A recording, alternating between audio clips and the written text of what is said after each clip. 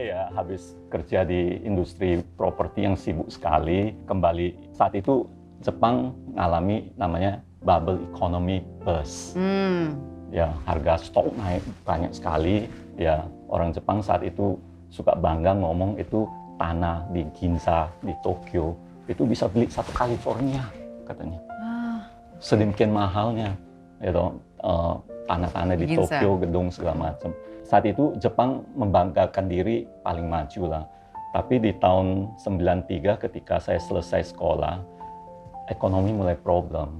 Di Jepang pun? Di Jepang. Nah, katanya bubble economy, ini semua bubble makin hari makin gede. Jadi it's not real ya, at that time maksudnya naiknya gitu kan Pak? Terlalu banyak di karbit lah ya, di booster ya, harga properti tinggi sekali.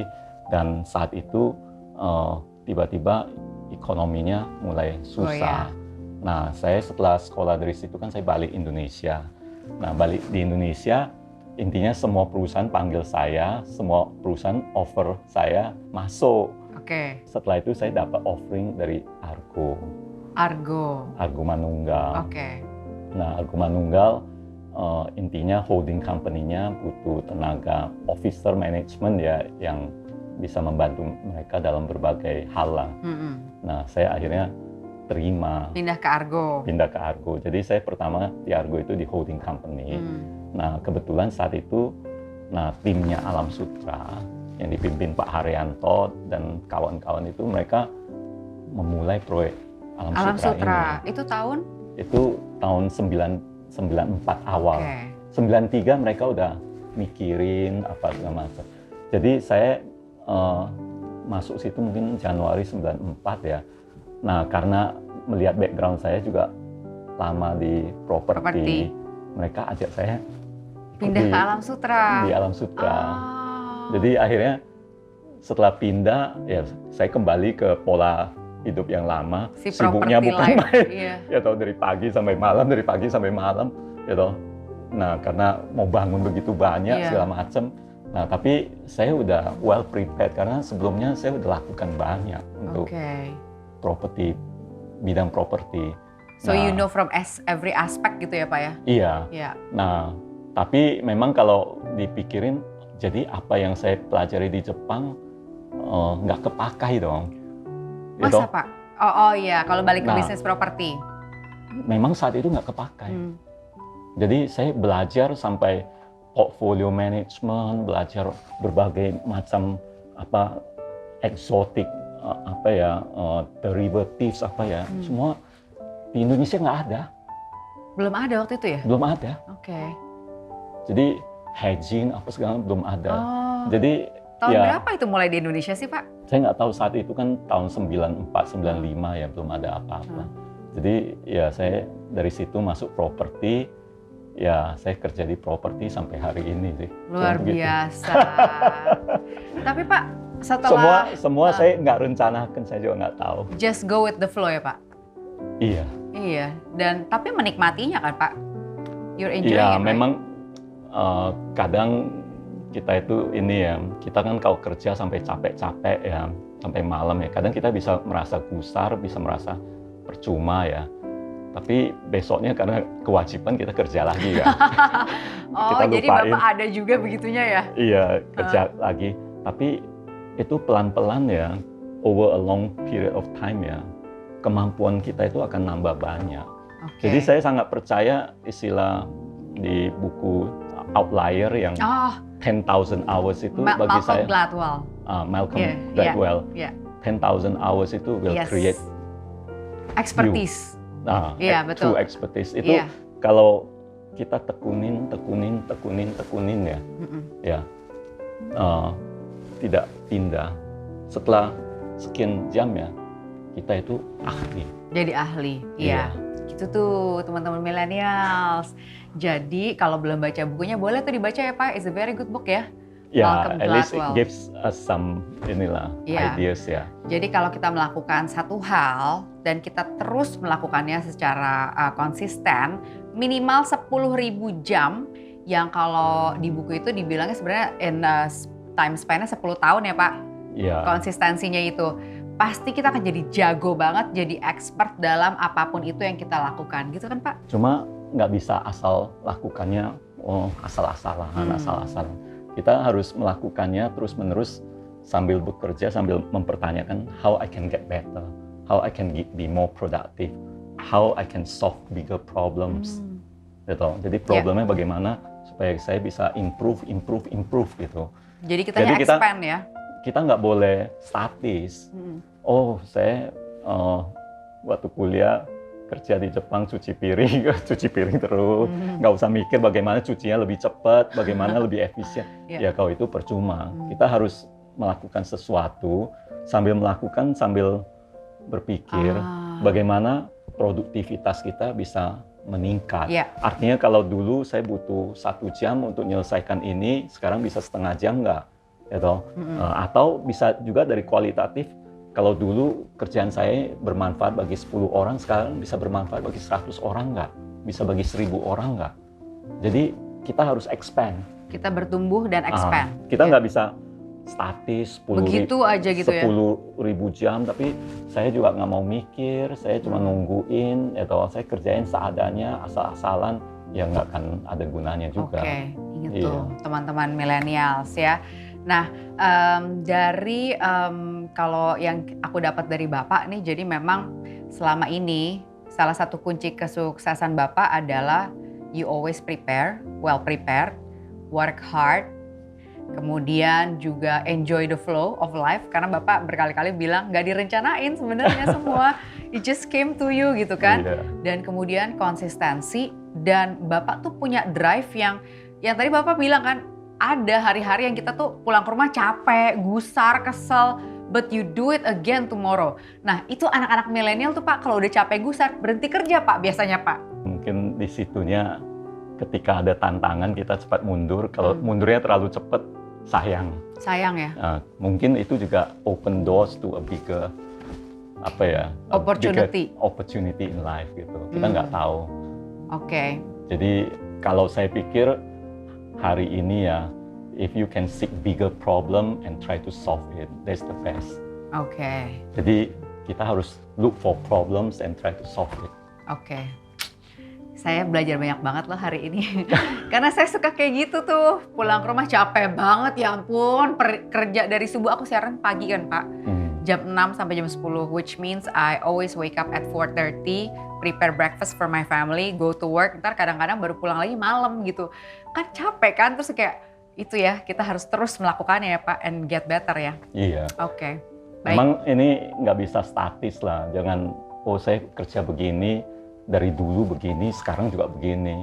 Kita harus berpikir dengan lewatnya waktu, saya harus improve, artinya improve dalam hal productivity, dalam hal quality, dalam orang yang saya layani merasa lebih puas.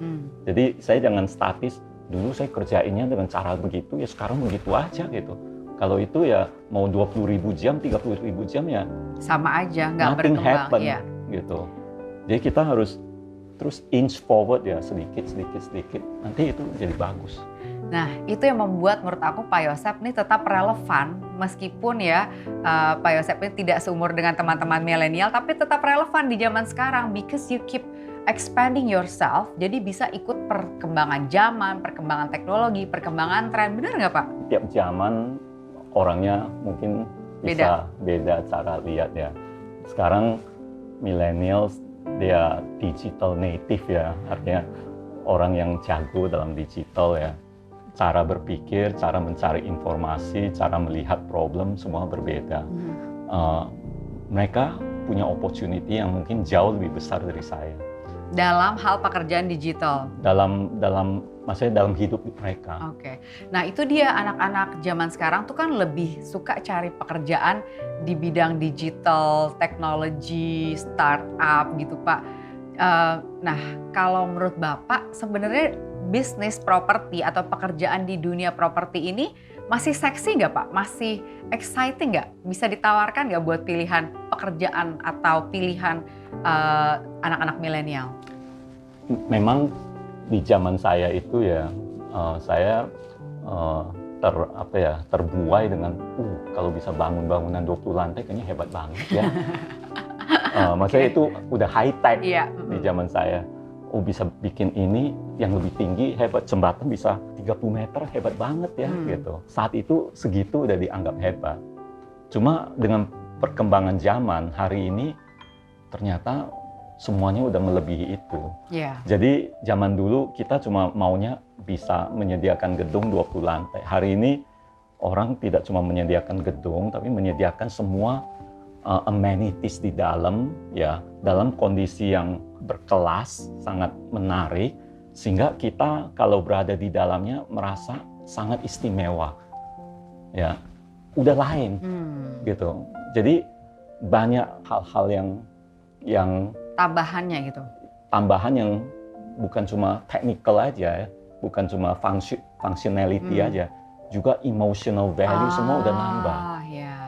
Jadi kita merasa barang hari ini ada sesuatu yang desain yang luar biasa bagus, memperhitungkan kemampuannya untuk jangka panjang, memberikan kenyamanan value gitu ya. Yang zaman dulu mungkin kurang dipikirin. Zaman dulu kita ada problem 20 lantai, kita cuma mikir kalau kena gempa jangan problem ya, kalau bebannya harus benar ya, pondasinya harus benar ya. Jadi kita lebih soft technical problem.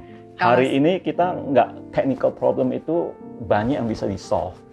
Kita udah masuk ke bagaimana produk ini, barang ini solve human problem. Artinya orang yang memakainya harus mendapat kelebihan banyak.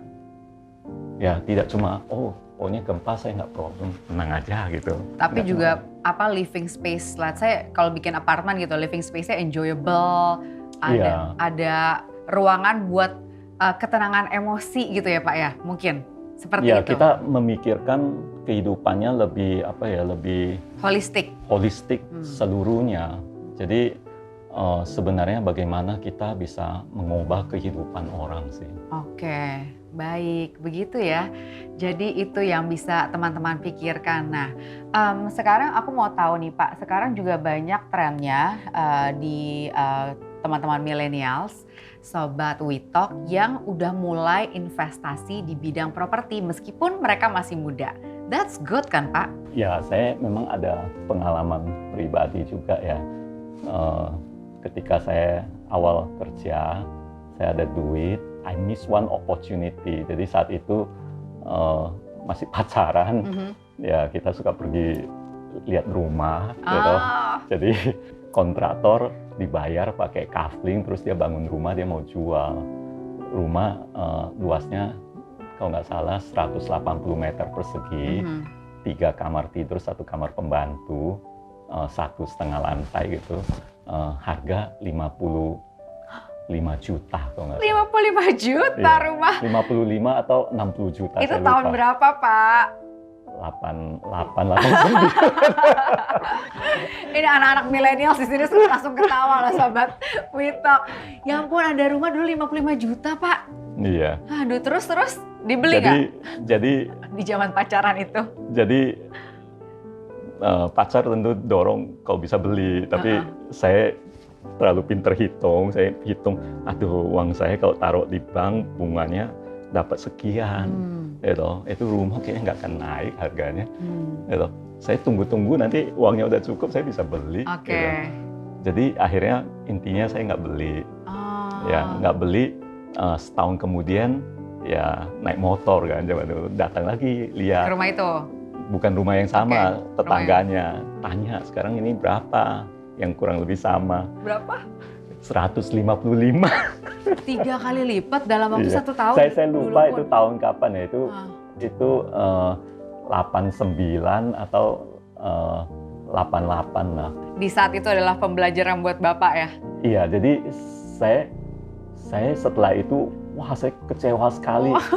Saya bilang, padahal saya mau KPR akan bisa sebenarnya gitu. Ya. Kalau kamu invest properly, bagus gitu. Nah, jadi sejak saat itu Bapak kalau lihat rumah langsung beli ya Pak? Beli sini, beli sana gitu. Setelah itu saya pergi sekolah ke Jepang. Saya lupa. Lupa. Jadi saya pikir ketika kita muda ya seperti millennials gitu ya, waktu kan banyak ya. Dan aset yang paling berharga bagi millennials itu adalah waktunya. Mereka harus spend waktunya untuk hal-hal yang prepare mereka untuk hal-hal yang lebih besar. Nah, memang orang melihat saya, kerja stabil, 26 tahun, ya satu perusahaan sampai posisi puncak. Mungkin itu satu achievement ya. Tapi saya kira mungkin anak muda sekarang tidak melihat itu sebagai sesuatu yang istimewa. Ya, sebenarnya in real life kalau kita hitung ya, kalau kita kerja dari lulus umur 25, 24 sampai pensiun 55, 56, 30 tahun, 35 tahun ya. Kalau kita andalkan kerja saja, anggap karir kita normal, standar, ya gaji juga pelan-pelan meningkat sampai posisi tinggi ya. Kamu nggak akan create wealth, nggak akan menciptakan banyak kekayaan atau banyak kelebihan. Just by working, ya. Yeah. Just by working. Oke. Okay. Karena apa? Karena sambil kerja gaji sambil naik, ya. Sampai di umur pensiun, ya kalau nggak pernah dipakai uangnya ya, nggak untuk makan untuk apa ya? Mungkin kamu punya 15 M, 20 M ya. Tapi kan dalam hidup kita pakai terus. Iya. Gitu. Inflasi? Jadi, inflasi lagi. Naik terus. Di posisi selesai itu, kita sisa 2 M mungkin. Oh iya. Jadi memang kita sejak muda tuh harus mikirin investasi properti atau hal-hal lain. Dari pengalaman saya yang rumah itu saya berpikir ya harusnya memang ketika muda kita harus invest. Tapi invest itu is a high risk business ya. Oke. Okay. Artinya kalau kita invest ya di samping bekerja kita harus invest ya. Sekarang bekerja bisa macam-macam ya. Millennial suka join startup ya. Itu juga good idea. Ya, they need to find big problems di masyarakat butuh apa sih? Yeah. Ya, makin besar problemnya makin bagus kalau dia nemukan. Dan kalau dia bisa solve problem yang besar ini, nanti dia jadi Jeff Bezos. Iya, betul. Ya toh? Karena melihat sesuatu yang orang lain nggak lihat gitu. True. Nah, tapi memang kita nggak semua bisa melihat itu juga. Ya toh? Mungkin masih banyak juga yang akan ikut cara tradisional seperti saya. Ya, pelan-pelan di corporate career naik sampai atas.